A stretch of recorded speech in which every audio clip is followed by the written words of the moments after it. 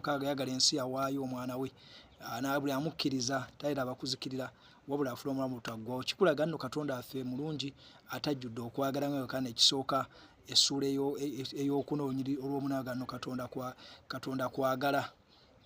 Katonda kola ki? Kwagala. Kuba tumanyidde ddala nno Katonda waba kwagala era mu kwagala kwe yasinzira n'okuwaayo omwana we. Nga tugenda ku mutwe gwaffe ogw'okutegeera nno Yesu ye Katonda oba ye mutonzi yatonda eggulu n'ensi.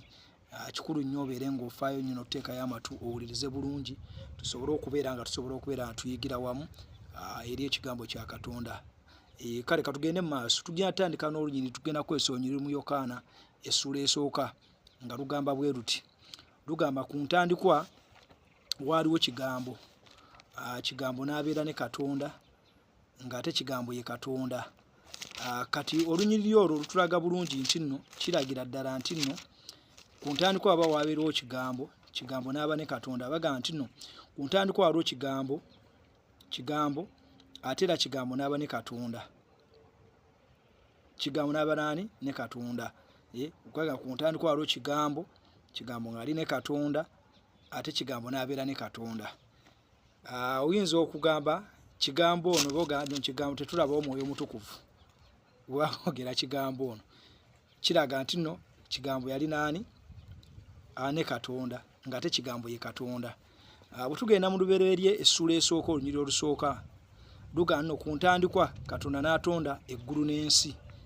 Ono Katonda kigambo n'atonda eggulu n'ensi. Ate nga tumanyidde ddala nti nno bw'aga nno atonze kitegeeza mutonzi.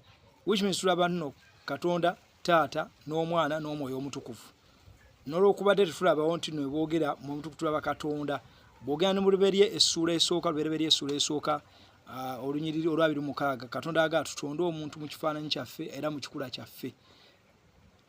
Kikulaga God the Father the Son, kitegeeza nno Katonda Taata n'Omwana Omutukuvu baga tutonde omuntu mu kifaananyi kyaffe mu kikula kyaffe ate ne bamuwa n'obuyinza ku bintu by'alina okuba ng'akola ki?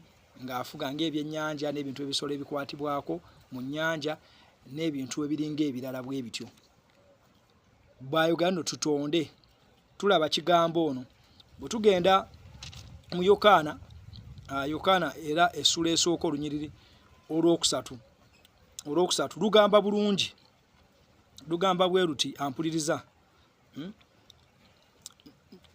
Katonda n'akola ebintu byonna okuyita mu oyo omu.